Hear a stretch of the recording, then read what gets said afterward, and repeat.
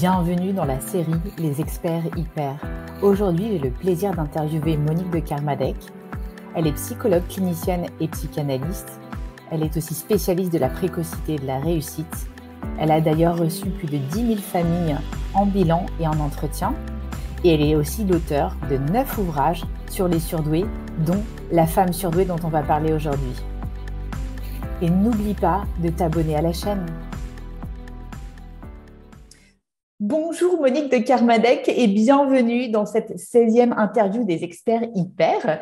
Alors moi, je me présente aussi pour tout le monde. Je m'appelle Sandrine Larive, je suis coach et hypnothérapeute, autrement dit hypnocoach, pour les femmes à haut potentiel, hypersensibles et multipotentielles qui veulent révéler leur plein potentiel. Et voilà, j'ai le plaisir de vous interviewer aujourd'hui sur un sujet évidemment qui me tient à cœur puisque c'est le sujet essentiel de la chaîne, les femmes surdouées. Et puis, on s'est rencontrés déjà il y a, je pense, en tout, ça doit faire peut-être 2 ans. Et vous avez été quelqu'un qui a été un élément essentiel de mon parcours à moi. C'est pour ça qu'aujourd'hui, j'ai d'autant plus de plaisir à vous accueillir. Alors, vous êtes psychologue, clinicienne, spécialisée dans la douance sur la sourdouance, donc ça dépend comment on dit. Et puis, vous avez publié, je pense, un nombre incalculable pour moi. 9 livres. 9 livres en tout, voilà. Donc, sur des sujets aussi variés que les surdoués et l'amour, même beaucoup de sujets, là, dernièrement, sur les surdoués par rapport au confinement, etc. Donc, c'est très, très varié. Et puis, aujourd'hui, on est là pour parler spécifiquement de ce livre que je remontre à tout le monde, La femme surdouée, que j'aurais lu 3 fois, je crois, avec plein d'attention, avec toujours plein de notes. Et bien, Monique, bienvenue. Je suis très heureuse d'être avec vous aujourd'hui pour parler de ce sujet qui me tient à cœur aussi. Je crois qu'il nous tient tout à cœur. Hein. On a beaucoup parlé des surdoués, sans mentionner de sexe. Le surdoué était un être, je dirais, global. Et dans les faits, lorsqu'on écoute des femmes et lorsqu'on les écoute depuis des années, on réalise qu'il y a quand même une façon différente pour la femme de vivre sa douance, puisqu'elle vit dans un monde aux normes essentiellement masculines. Donc j'ai souligné cette double différence et ce double défi. Être surdoué, c'est déjà quelque chose qui nous pose question, mais être une femme, en plus, et sortir des normes de ce que l'on attend des femmes soulève d'autres questions. Oui. Alors, c'est ça qui est intéressant dans ce livre, donc c'est qu'il s'appelle justement en sous-titre Femme surdouée, double différence, double défi. Vous dites même minoritaire en tant que surdouée et mineure en tant que femme, donc c'est assez puissant. Donc pourquoi aussi avoir, en parlant de la genèse de ce livre, écrit un livre spécifiquement pour les femmes? Qu'est-ce qui a fait qu'après avoir écrit tant de livres sur les surdoués en général, il y a eu ce besoin de donner un peu plus de distinction pour les femmes surdouées? Elles ont, je disais tout à l'heure, une manière différente de vivre leur douance, parce que nous ne vivons pas exactement dans le même monde en tant qu'hommes et femmes, ou même dans notre société aujourd'hui, qui a fait d'énormes progrès. Quand je parle de progrès, je veux dire que la position de la femme est plus admise, plus affirmée, et aujourd'hui, elle a un plus grand nombre de choix qu'elle n'avait du temps de nos grands-mères ou de nos arrière-grands-mères. Hein. Il est vrai que en consultation, les femmes déjà se comportent différemment. Elles ne viennent pas toujours demander un test pour elles-mêmes en premier. Bien souvent, nous les avons en second, après les enfants, ou voire même en second, après leur conjoint, parce qu'elles ont envie, elles aussi, de se découvrir et de comprendre en fait qui elles sont. Donc, ces femmes, je les ai écoutées avec beaucoup d'intérêt et j'ai constaté que même pour les résultats, elles ne vivaient pas les choses de la même façon. Parce que souvent, ça suscite des émotions, c'est un peu un choc, mais elles auraient plutôt tendance à douter des résultats. C'est-à-dire que l'image qu'elles peuvent avoir d'elles-mêmes n'est pas toujours une image très affirmée. Donc, lorsqu'elles découvrent leur douance, elles découvrent quelque chose d'entièrement nouveau, avec lequel elles devront composer. Et je dirais que si parfois les hommes recherchent ce test pour confirmer qu'ils sont surdoués, les femmes ont plutôt, je dirais, le désir de chercher la façon la plus heureuse de vivre leur propre vie en se connaissant mieux. Voilà déjà ce qui fait une différence. Merci beaucoup. Alors, j'aimerais bien qu'on rentre un petit peu plus dans les caractéristiques de la femme surdouée. Il y en a beaucoup qui sont très bien définies dans le livre. Ces principales caractéristiques m'avaient inspiré d'ailleurs une petite vidéo où je décrivais le HP en 3 minutes et je parlais du QI, le QI normal et le QI CUI, complexité, urgence et intensité, que je trouvais qui résumait bien l'autre QI. Et j'avais retenu ça aussi dans un de vos articles que vous aviez fait, je crois, pour Forbes. C'était très intéressant. Alors, qu'est-ce qui sont pour vous les points saillants aujourd'hui de la femme surdouée? Alors, le premier, je dirais, c'est un sentiment accru de différence chez les femmes. Les hommes se sentent différents, mais les femmes le sentent d'une façon beaucoup plus forte. Cette intensité qui est particulière aux surdoués fait partie de la façon d'être de la femme. Et elle est d'autant plus remarquée que souvent on l'accuse d'être trop. C'est-à-dire qu'elle vient avec, je dirais, des attentes fortes. Une chose qui les caractérise aussi beaucoup, c'est leur perfectionnisme.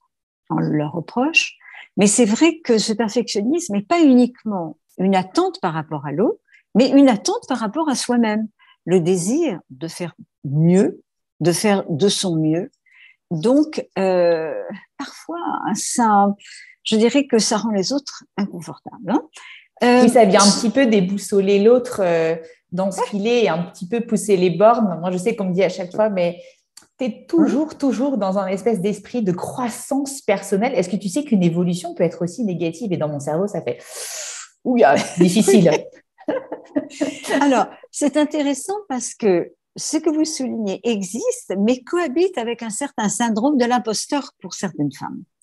C'est-à-dire que lorsqu'elles réussissent, elles se posent des tas de questions, parfois peuvent même être étonnées, même si elles l'attendent et le souhaitent. Une étude assez amusante avait été faite sur les filles et les garçons à l'école, et on avait découvert que les garçons, lorsqu'ils avaient de bonnes notes, c'était grâce à eux, à leur travail, et les filles, c'était très souvent vécu comme j'ai eu de la chance.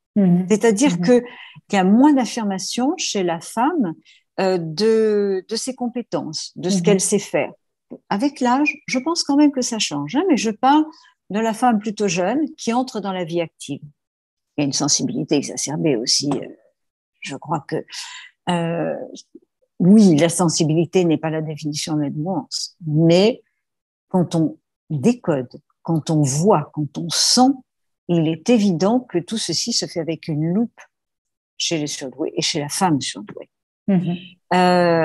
Et alors, il y a autre chose aussi qui est peut-être important chez la femme surdouée, c'est le recours à ce que j'appelle le faux self. C'est-à-dire que la petite fille, tout de suite, comprend que pour que ça marche bien avec la maîtresse, il va falloir faire ça, ça et ça. C'est-à-dire qu'elle est attentive aux attentes de l'autre et très souvent, voire trop souvent, dès l'enfance, la fille, puis plus tard la femme, va essayer d'agir en fonction de ce qu'elle pense que l'autre attend et ne se permet pas toujours d'être elle-même. Donc, c'est souvent quelque chose sur lequel les femmes ont besoin de travailler. Je dirais ça, ce sont les points essentiels sur lesquels elles se différencient un petit peu des hommes en fonction de l'intensité de ces points-là. Oui, et je dirais aussi qu'il y a parfois, ce que je retrouve beaucoup chez mes clientes aussi, c'est cette un peu pénible lucidité. Lucidité à la fois justement sur ce qu'on attend de nous, sur comme une espèce de petite clairvoyance, intuition aussi avant, et en même temps une lucidité, et c'est ce que me disait une personne la semaine dernière, je suis extrêmement lucide de toutes mes incapacités aussi. Oui, bien sûr. Lorsqu'on voit, lorsqu'on analyse ce qui est en jeu, on perçoit ce qui peut être amélioré, ce qui manque, c'est normal. On l'a toujours dit que plus on faisait d'études, plus on avait le sentiment de ne rien savoir, parce que on découvre tout ce que nous n'avons pas encore eu le temps d'apprendre, de lire. Oui, mais malgré, je dirais, ces points ne doivent pas être vécus comme un handicap. Et j'aimerais que les femmes le comprennent tout de suite en nous écoutant aujourd'hui. Ça peut être des qualités. Le faux self, par contre, peut quand même, c'est vrai, nuire à notre bien-être. Mais cette intensité, cette sensibilité, ce sont des atouts extraordinaires. Et je ne voudrais pas que les femmes aient envie de s'en défaire. Absolument. Et c'est aussi le but de cette chaîne, c'est de parler de tout ça de manière très positive et de donner justement des astuces pour mieux vivre et de dire qu'il n'y a aucune fatalité, aucune malédiction dans quoi que ce soit dans la vie. Je voulais revenir aussi, Monique, sur les tests. Moi, je me rappelle aussi de la première fois où on s'est parlé pour moi et vous m'aviez dit cette phrase très, très intéressante de Sandrine, si tu veux passer des tests, pour qui tu le fais? Est-ce que tu le fais pour toi ou pour les autres? Et cette phrase m'est toujours restée. Moi, je m'occupe plutôt, je ne suis pas psychologue ni neuropsychologue, donc je m'occupe des femmes après les tests ou pour les personnes qui ne veulent pas en passer, qui se reconnaissent dans le fonctionnement. Je m'en occupe à partir de là. Et justement, je voulais que vous nous redisiez en fait l'importance ou pas de ces tests. C'est évidemment des questions que se posent beaucoup de femmes sur cette chaîne. Donc, toujours bien d'y revenir un petit peu. C'est une question importante parce que je n'ai pas de réponse systématique. Je pense que certaines femmes ont besoin de passer un test pour mieux se connaître, pour peut-être se faire un petit peu plus confiance et percevoir leurs atouts. C'est particulièrement vrai de femmes qui peut-être viennent de familles où on les a beaucoup critiquées, où on a eu tendance à les inciter à douter d'elles-mêmes, ou de femmes qui n'ont pas pu faire les études qu'elles auraient voulu faire, de personnes qui ont besoin d'une certaine radiographie, hein, c'est comme la radio des poumons. Soit on se contente d'entendre le médecin dire « bon, tout va bien, vous n'avez aucun sujet d'inquiétude », ou alors j'ai besoin de le voir et d'être convaincue parce qu'on craint d'être subjectif. La femme peut se dire tout ça je me le raconte, ou la psy est bien gentille, elle veut me faire plaisir et elle me dit quelque chose. Alors là, j'interviens, je crois que aucun psychologue digne de ce nom ne doit dire à quelqu'un qu'il est surdoué si d'une manière ou d'une autre il y a le moindre doute. Je crois qu'on ferait plus de mal à quelqu'un de l'inciter à se percevoir d'une manière fausse, parce que il n'y a pas dans la vie surdoué et pas surdoué. Il y a dans la vie différents modes de pensée. Et c'est important de connaître nos atouts.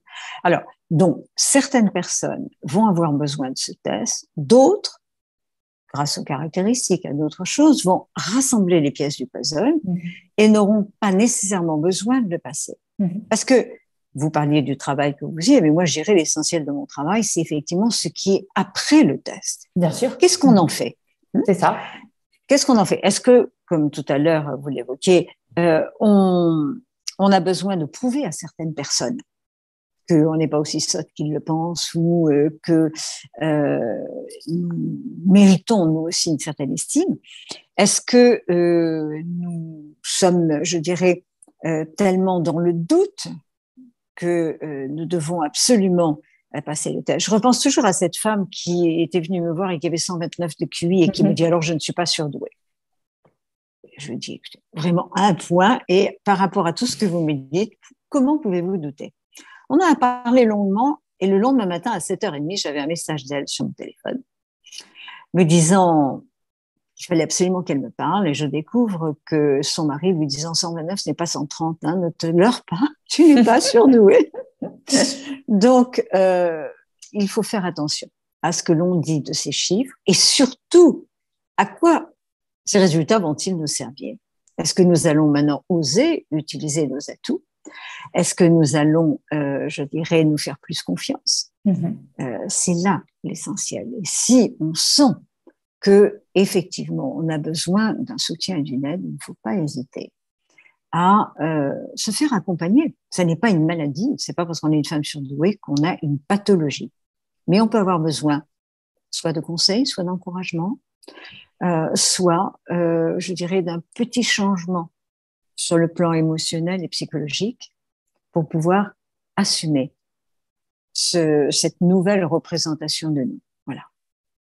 D'ailleurs, ça me fait penser que j'ai travaillé avec pas mal de femmes qui se reconnaissaient et à qui j'ai recommandé votre livre comme une première approche très, très bien pour pouvoir se connaître et qui, pendant 1 an, ont refusé de lire le livre tout simplement parce que ça s'appelait La femme surdouée et que le mot, ce type superlatif, était impossible déjà à digérer. Donc, le livre a été ouvert au final, la personne m'a rappelé et m'a dit non, mais tu avais raison, mais il y avait tout ce processus d'intégration qui devait être fait. Oui.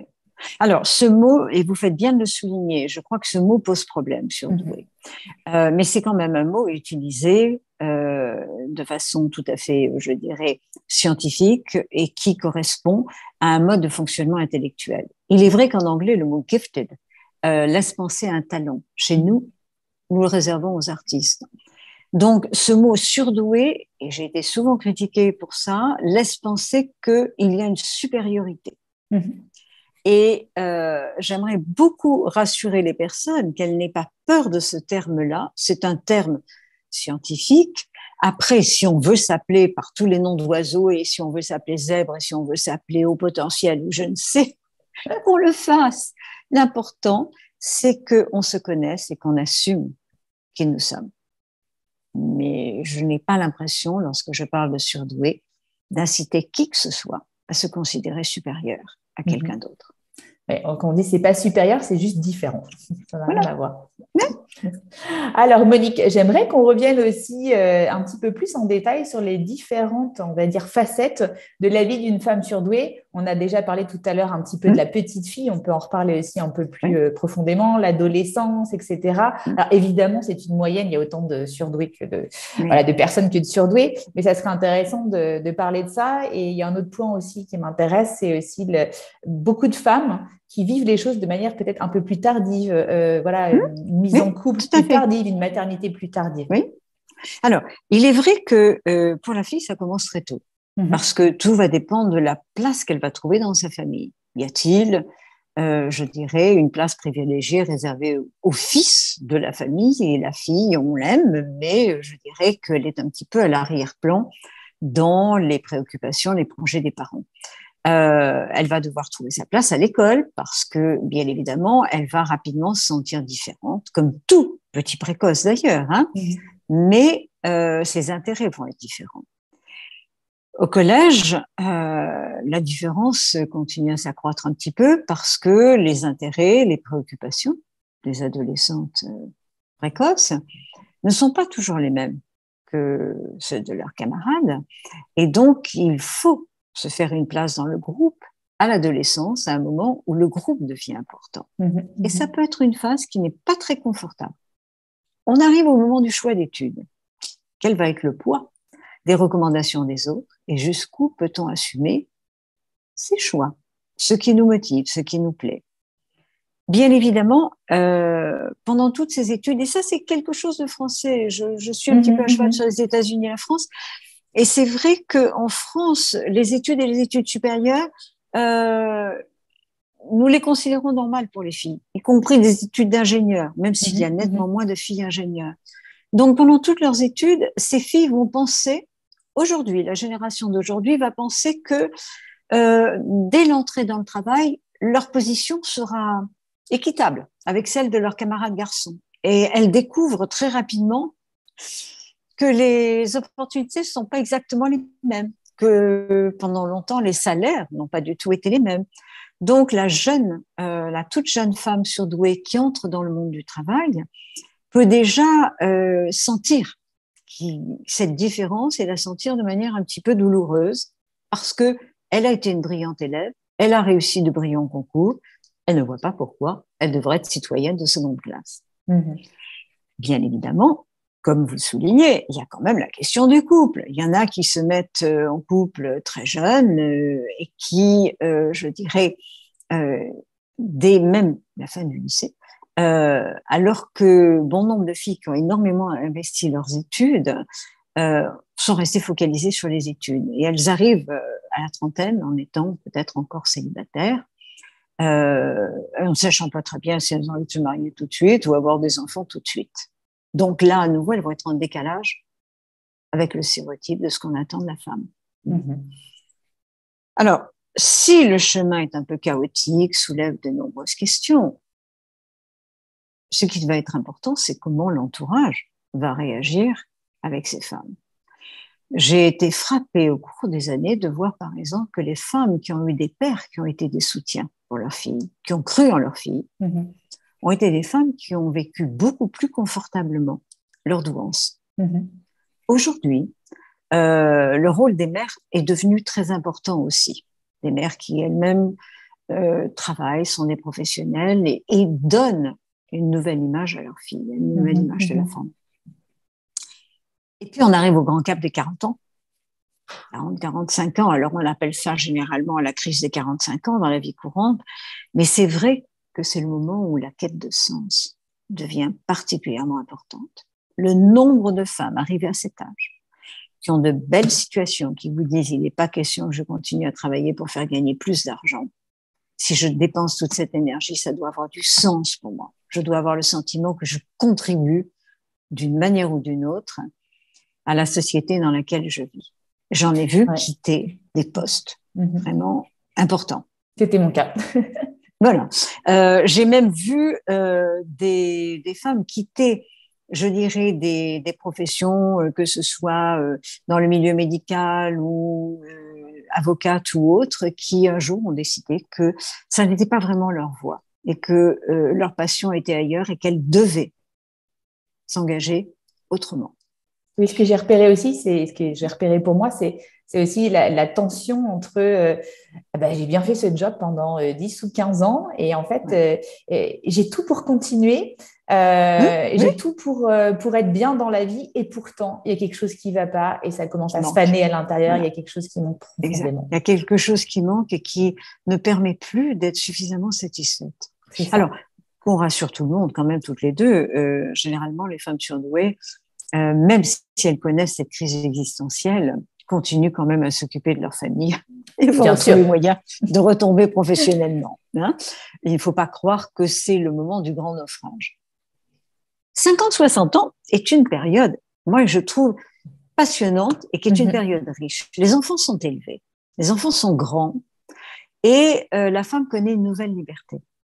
C'est-à-dire que cette charge mentale qu'elle avait et qui a occupé une bonne partie de sa vie aussi, s'allège.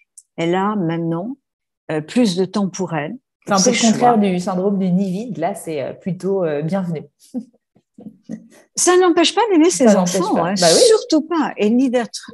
On n'est pas une mère indigne parce que on se dit maintenant, je peux mettre plus d'énergie dans des projets qui me sont propres et qui sont très importants. Et ne laissons pas penser à celles qui font carrière et qui ont une carrière qui fait sens pour elles, qu'elles sont des mères indignes ou des épouses à rejeter. Non, on peut investir son univers, aimer les autres et faire tout son possible pour être disponible pour les autres. Hein. Alors, les femmes plus âgées, eh bien, on a découvert que si les femmes étaient heureuses, satisfaites de leur vie à 60 ans, même à 80 ans, elles allaient être en meilleure forme physique, morale que les autres. Hein. C'est-à-dire que si elles ont la santé, les femmes surdouées continuent à avoir une vie qui les satisfait jusqu'à la fin de leur vie. Bien évidemment, si elles sont malades, ceci les prive de certains supports, de certaines possibilités, mais généralement, elles prennent bien soin d'elles. Oui, je suis assez impressionnée par ce nombre de femmes de 50-60 ans qui viennent même pour des reconversions en se disant j'ai peut-être 5 ans, 10 ans, en plus ça va augmenter, on le sait. Voilà. Pourquoi 10 ans si on aime ce qu'on fait? Absolument, et qui ne s'arrêtent pas de travailler. C'est déjà ce mot retraite en Europe, qui n'existe pas forcément dans d'autres pays comme en Asie, est assez fou en fait quand on y pense. Alors, si la retraite, c'est un moment attendu parce que effectivement les conditions, je dirais, de vie, les conditions sociales ont fait que le travail était absolument nécessaire et que c'était inévitable et qu'on se dit enfin je vais pouvoir peindre, enfin je vais pouvoir aller faire de l'alpinisme ou je ne sais quoi. Bon, on comprend que ces femmes aient mis ceci en veilleuse. Nous allons simplement espérer pour elles que elles ne se sont pas trop déprimées entre-temps et qu'elles ont encore le désir de faire et d'accomplir ces choses dont elles rêvaient quand elles étaient jeunes. Absolument, c'est ça au final, même si ça vient sur le tard.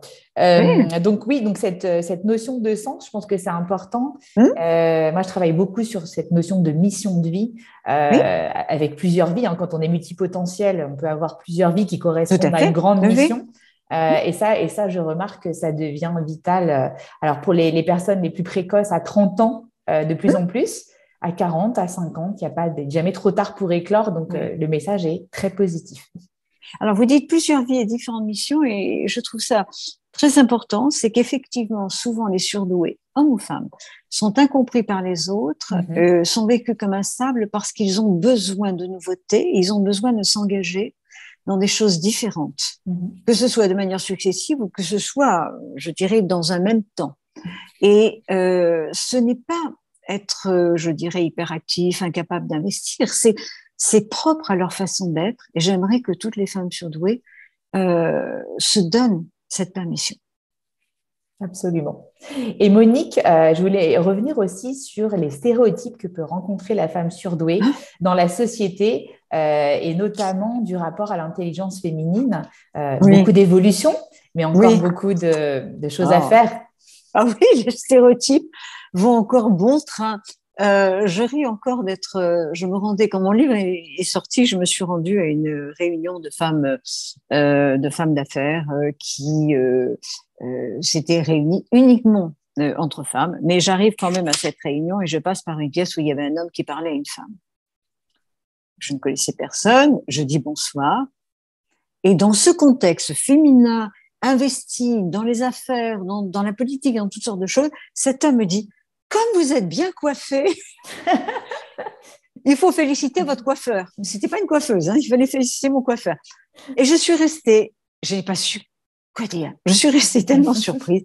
Bon, ce que je veux dire par là, c'est que il y a aujourd'hui encore, et ça, je ne voulais pas le croire, je me suis rendu compte de cela après une interview du Figaro Magazine, qui était une interview toute douce sur les femmes à haut potentiel, où il n'y avait aucune revendication, c'était sympa comme tout. Il y a eu un nombre de commentaires en ligne, certains extraordinaires, d'hommes et de femmes, et quelques commentaires d'une violence par rapport aux femmes qui se croient intelligentes, qui m'a vraiment sidérée pour ce 21e siècle. Je croyais que ça n'existait plus. Mhm. Mais il est vrai que la femme surdouée, étant différente du modèle classique, douce, au service des autres, conciliante, euh, elle est vécue comme ambitieuse, froide, castratrice, éventuellement Mhm. pas bonne mère, bien évidemment, puisqu'elle s'intéresse à Évidemment. autre chose, pas bonne épouse non plus, ses intérêts vont l'occuper, elle ne s'occupera pas uniquement des intérêts de son conjoint. Donc, oui, il peut y avoir encore des stéréotypes. Je ne veux surtout pas apparaître comme une féministe échevelée en disant méfiez-vous de tous les hommes qui sont autour de vous. Il y a eu d'énormes changements, il y a de grands soutiens, il y a une grande compréhension et de partage, surtout en France. Mhm. Mais euh, quand on est confronté à des stéréotypes, c'est vrai que parfois on reste sans voix. Mhm. Et ce que j'aimerais, c'est qu'au moins on ne reste pas bloqué dans un doute intérieur et une souffrance intérieure. Mhm. Même si sur le moment, on n'a pas la répartie qu'on aimerait avoir, c'est je suis dans un contexte nocif, est-ce que je dois y rester? Si je dois absolument y rester, qu'est-ce que je peux faire pour éviter ce genre de contact? Si je peux m'en extraire, c'est un peu comme avec les pervers narcissiques, si je peux m'en extraire, je vais rester à distance. Mhm. Eh bien, justement, ça fait une bonne transition avec aussi les sujets que je voulais qu'on aborde, c'est-à-dire les barrières sociales, professionnelles, et puis on peut aborder aussi en relation avec le pervers Hum, narcissique les ouais. barrières sentimentales de la femme surdouée. Alors, j'avais envie de souligner, en préambule à ces barrières, Ok. c'est que les femmes surdouées ont souvent l'impression de devoir s'adapter en Mhm. permanence. Même Elles se se disent suradapter. épuisées de ça. Voilà, suradaptées même. Donc, les barrières, bien évidemment, sont déjà ces stéréotypes. Parce que lorsqu'on est confronté à un milieu où on ne nous veut qu'à une seule place et que nous venons avec notre différence, il est vrai que soit nous allons être rejetés, soit nous allons être freinés. Ceci peut exister en société, ceci peut exister dans le monde de l'entreprise. Une autre barrière, bien évidemment, c'est, je dirais, le manque de soutien que la Mhm. femme peut avoir, soit dans sa famille, soit dans l'entreprise. Et de manière étonnante, et vous avez dû l'entendre, parfois, certaines femmes ne sont pas soutenues par d'autres femmes au sein de l'entreprise. Il y a des femmes de pouvoir qui, je ne dis pas c'est une sororité où on doit tout le temps être dans l'entraide, mais il peut y avoir une compréhension de quelqu'un qui est en position de pouvoir par rapport à une jeune qui démarre sa vie professionnelle. Donc les freins viennent en fait, j'ai envie de dire, de l'extérieur.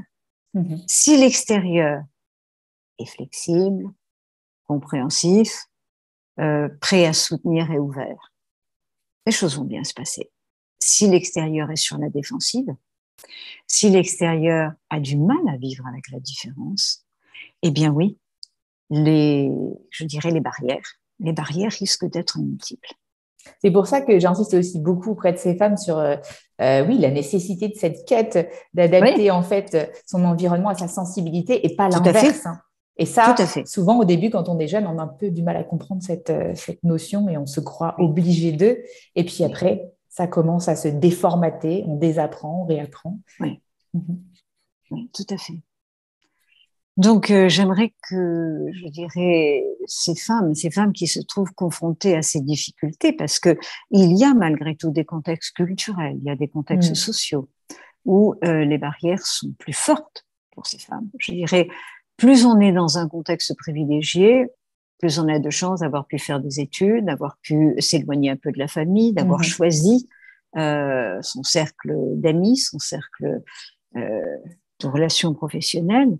Mais j'aimerais que ces femmes, lorsqu'elles rencontrent ces difficultés, n'hésitent pas à aller parler, à essayer avec quelqu'un de trouver leur solution, de trouver le soutien dont elles peuvent avoir besoin. Ça peut être des amis, ça peut être quelqu'un de la famille, mais d'une famille éloignée, et ça peut être, je dirais, un professionnel, que ce soit un coach, un psychologue. On n'est pas contraint à aller chez le psychiatre, parce qu'on a un problème majeur, mais il faut qu'on puisse mettre des mots sur ça, qu'on ne le garde pas en soi comme, je dirais, on garderait une maladie grave. Oui, puis c'est un petit peu l'effet miroir aussi. Moi, je vois beaucoup de ces femmes qui sont dans l'interprétation de prendre personnellement les choses et elles se rendent vite compte en face. J'ai une femme l'autre fois qui s'est mise à pleurer quand je lui ai dit que je la pensais très intelligente. Je crois que c'est la première fois qu'on lui disait. Ça a été tellement un moment émouvant qu'il y a eu 5 minutes de « Enfin, je suis reconnue, même si c'est quelqu'un que je ne connaissais pas il y a 2 minutes. » C'était tellement beau. Tout à fait. Oui, souvent, comme on le disait plus tôt, découvrir que quelqu'un d'autre peut percevoir en nous quelque chose de précieux soulève beaucoup d'émotions. Parce que, c'est nouveau. Deux, on se dit malgré tout que, oui, il y a des choses que nous avons senties, mais sur lesquelles nous n'avons jamais pu mettre de mots. C'est ça. Et les autres nous donnent les mots pour nous aider. C'est vraiment ça, cet effet miroir. Donc, je trouve ça fantastique. Et on parlait aussi tout à l'heure de barrières sentimentales. Et je reçois évidemment beaucoup de questions là-dessus parce que il y a la recherche de sens, mais évidemment, tout l'être humain, y compris les femmes surdouées, veulent être aimées et avoir quand même une épaule sur laquelle se reposer à un moment donné. Est-ce que vous pouvez nous parler un petit peu plus du côté amitié? Souvent, les personnes me disent j'ai du mal à me faire des amis, c'est pas facile, etc. Et le côté amour. Mais c'est-à-dire que ce soit dans l'amitié ou l'amour, on disait tout à l'heure que l'intensité parfois pouvait poser problème. Parce que la personne, quand elle investit à fond. Donc, parfois, ça peut faire peur à l'autre. C'est-à-dire que l'autre, tout d'un coup, a l'impression d'être envahi ou d'être submergé d'un flot de questions, de paroles. Et on revient à ce sentiment de trop. Qui peut nuire aux relations, alors que le surdoué, même homme et femme, n'a pas conscience de l'impact que sa façon d'être peut avoir sur l'autre, parce qu'il déloge l'autre de sa zone de confort, d'une certaine façon. Je crois que pour être bien en amitié, pour ces femmes, il est important qu'elles trouvent une écoute, qu'elles trouvent une ouverture une possibilité de partage, de complicité.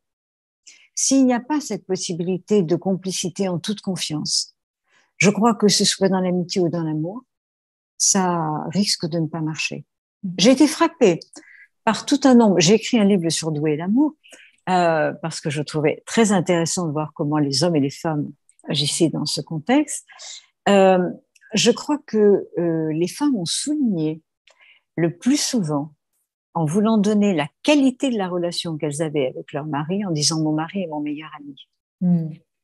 C'était pas c'est l'amant du siècle, c'était pas c'est un bon père ou je ne sais, c'était c'est mon meilleur ami. C'est-à-dire que ce qui est vécu peut se partager simplement.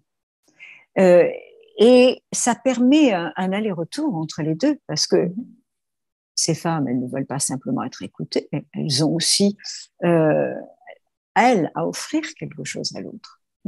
Mais il faut que ce soit un autre qui leur convienne, pas un autre qui ait peur d'elle. Alors c'est vrai que ce qui peut rendre aussi la relation difficile, c'est la rivalité.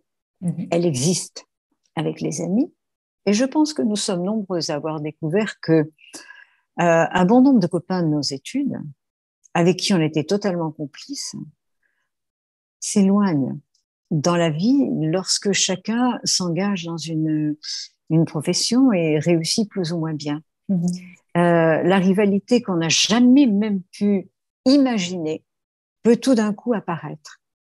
Et elle peut apparaître dans le couple. Je veux dire, après tout, qui réussit plus, le mari ou la femme? Et quand la femme gagne plus, soit le mari est intelligent et il ne se sent pas menacé, soit effectivement, il considère que sa position d'homme est foncièrement menacée, donc il va y avoir difficulté pour le couple. Oui, je pense que le trop est peut-être ce qui pose le plus de difficulté.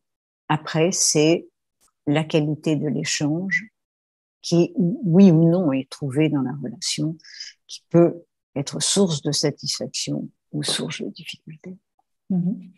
Et beaucoup de gens se posent la question, mais alors de manière voilà, complètement binaire, mais c'est comme ça. Mais une femme si intelligente, pourquoi ces femmes tombent souvent dans leur vie? Je pense que 90% des personnes que j'accompagne sont tombées sur ces personnages toxiques, narcissiques, voire pervers narcissiques, puisqu'on distingue maintenant ces trois formes.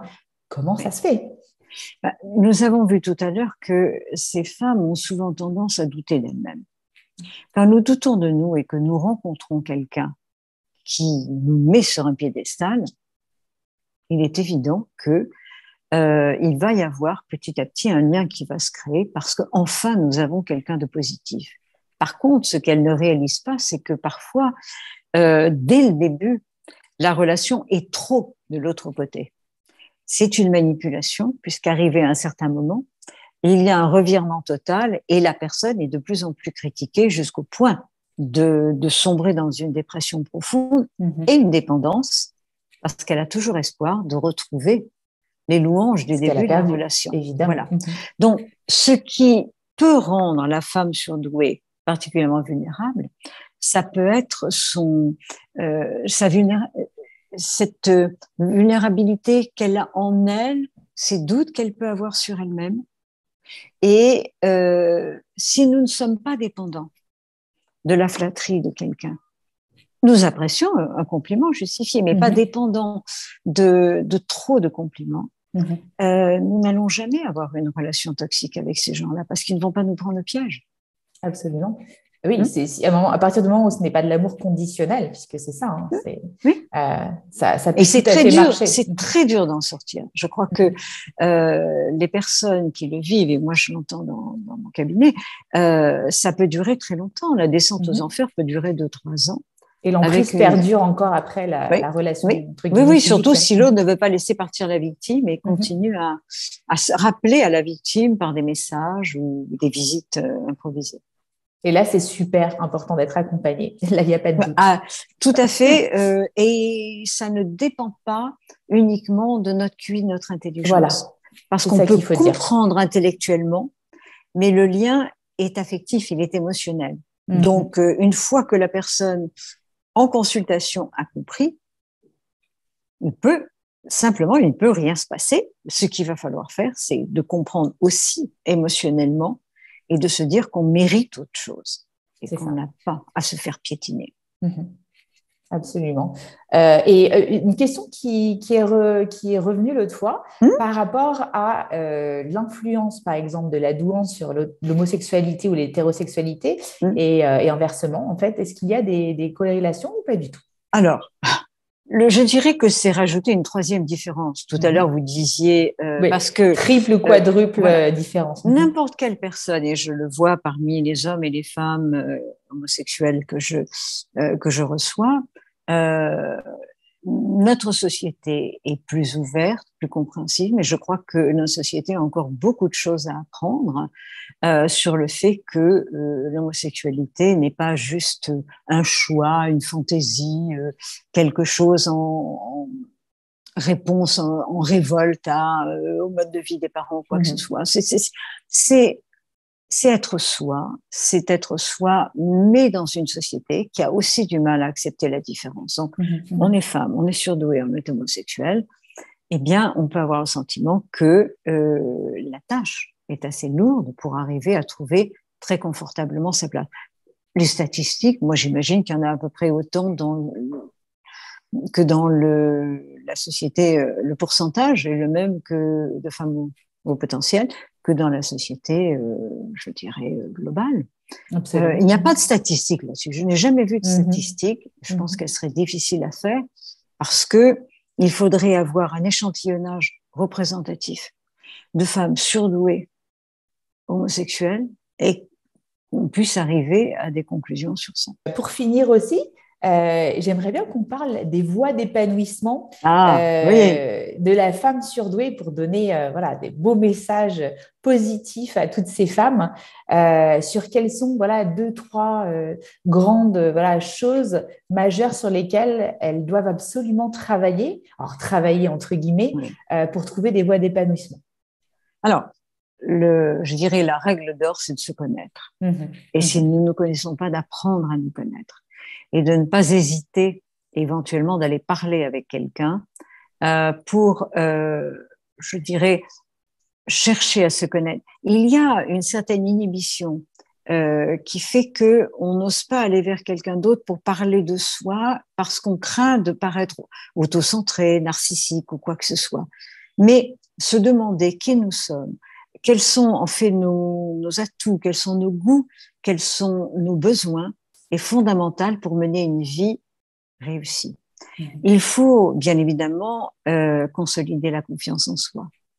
Et consolider la confiance en soi peut passer par s'engager dans une thérapie, par exemple. Peut passer par, ça ne veut pas dire que parce qu'on est surdoué, on doit aller en thérapie. Alors là, c'est un message que je veux faire passer chez certaines personnes qui ont entendu dire qu'à partir du moment où elles se savaient surdouées, elles devaient être suivies. Moi, je pense que c'est une très belle démarche commerciale encouragée par certaines personnes, mais non, on peut être surdouée, heureuse, et si un jour on a besoin de parler de ses problèmes, on va voir quelqu'un. Mais, absolument. Voilà. Néanmoins, pour être heureux, je crois aussi que en acceptant de mieux se connaître, en consolidant sa confiance en soi, nous allons franchir l'étape aussi où nous devons redéfinir ce que c'est que réussir. Notre définition de la réussite n'est pas nécessairement celle de la société. Est-ce que réussir, c'est un salaire, un poste, des décorations, ou est-ce que c'est avoir une vie qui a du sens pour nous, une vie dans laquelle il y a des relations qui nous enrichissent?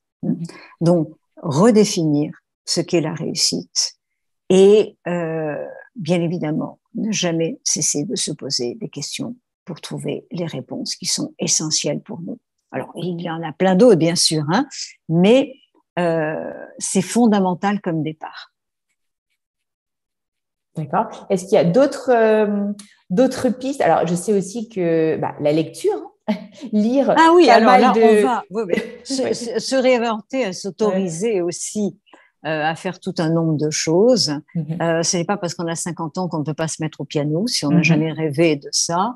Ce n'est pas parce que on a 70 ans qu'on ne peut pas essayer le chant. Bien évidemment, nous n'irons pas chanter à l'Opéra de Paris. Mais si on veut trouver des supports d'expression, qu'ils soient créatifs, artistiques et autres, il n'y a pas de limite à mettre. Il n'y a pas, parce que je n'ai pas commencé la danse à 7 ans, c'est absolument ridicule aujourd'hui si je m'inscris à un cours de danse. Nous devons élargir autant que se peut nos domaines d'exploration et rechercher au fond ce qui nous permet d'exprimer qui nous sommes et que ce soit l'écriture, la peinture, le chant, le sport, tout cela.